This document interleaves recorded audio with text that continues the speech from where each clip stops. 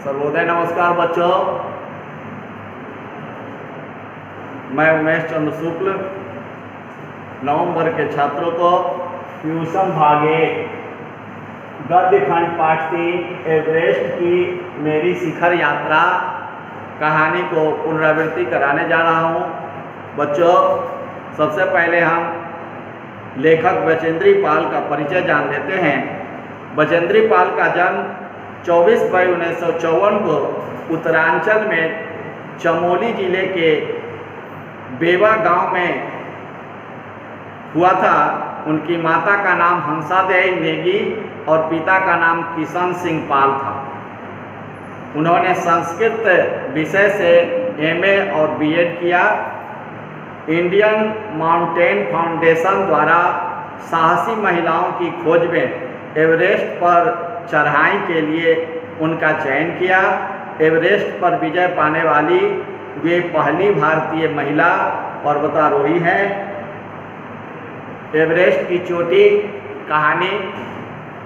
बचेंद्री पाल हिमालय के सर्वोच्च शिखर एवरेस्ट पर चढ़ने वाली प्रथम भारतीय महिला हैं।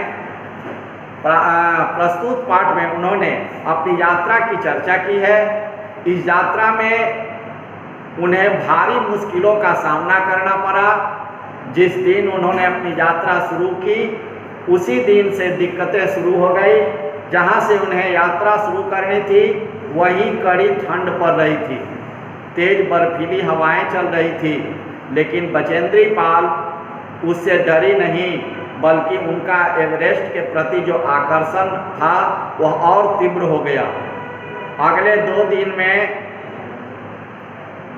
2 लोगों की मृत्यु हुई, जो घबरा देने के लिए काफ़ी थी। किंतु उनके नेता कर्नल खुल्लर ने मौत को सहज भाव से लेने की बात करके उनमें उत्साह भर दिया। उनका बेस कैंप भी काफ़ी ऊंचाई पर स्थित था, जहां अनियमित रूप से हिमपात हो रहा था। पहले 3 दिन उन्हें पर्वतारोही के बारे में आवश्यक प्रशिक्षण दिया गया। इसी दौरान तेंजिंग शेरपा से इस दल की मुलाकात हुई, जो काफ़ी प्रेरणादायक रही। 15-16 मई 1984 का दिन बचेंद्री पाल के लिए हादसा वाला सिद्ध हुआ। जिस जगह इनका कैंप लगा हुआ था वहीं बर्फ का एक भारी चट्टान नुमा टुकड़ा आकर गिरा। सभी लोग उसमें दब गए।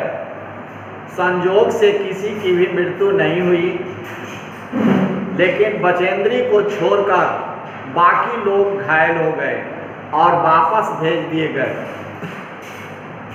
बर्फ खोदकर बचेंद्री को निकाला गया। इस घटना से उनकी हिम्मत और बढ़ गई। इतनी कठिन परिस्थितियों में भी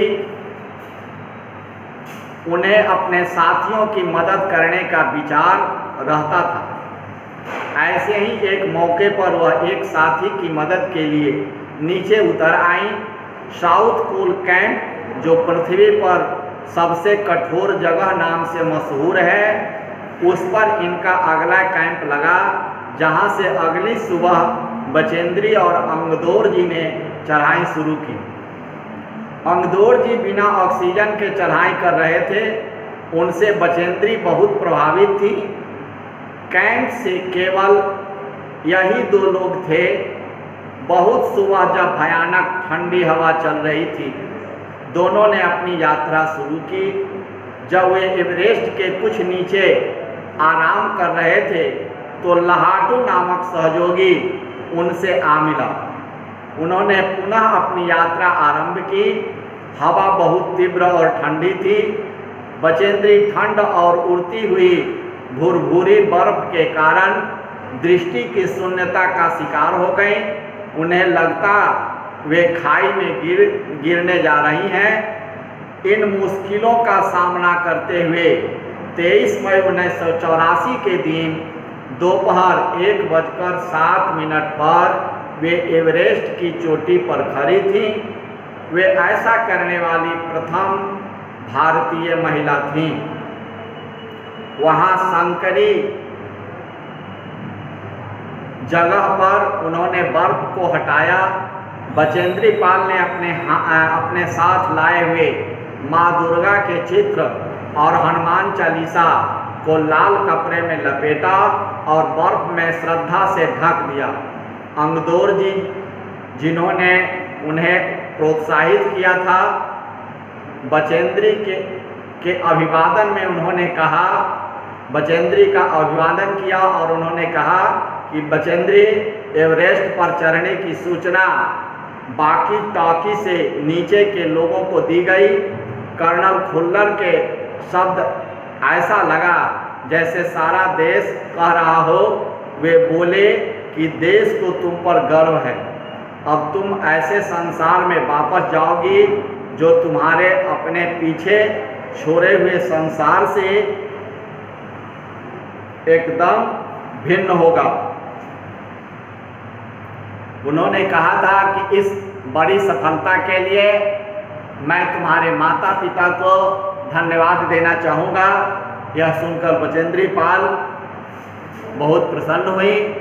धन्यवाद बच्चों, आपको इस पाठ का प्रश्नोत्तर भेज दिया गया है, आप इसको याद करेंगे।